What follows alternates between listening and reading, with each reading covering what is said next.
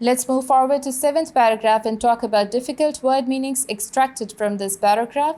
First difficult word is regrettably. It means in a way that makes you feel sad and sorry about something.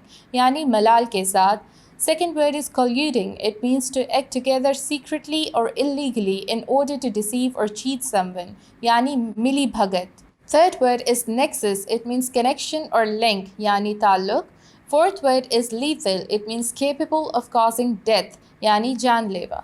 Let's move on to its explanation now.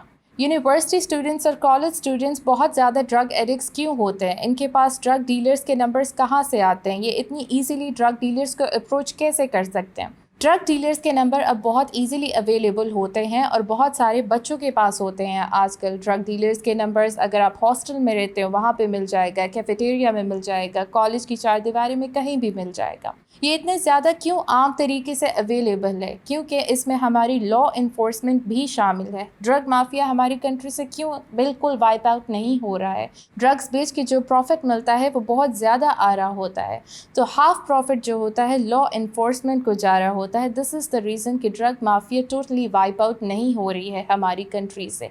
और जब तक ये connection ख़त्म नहीं होगा, इसी तरीके से कन्वीनियंट तरीके से यूथ को ड्रग्स मिलते रहेंगे.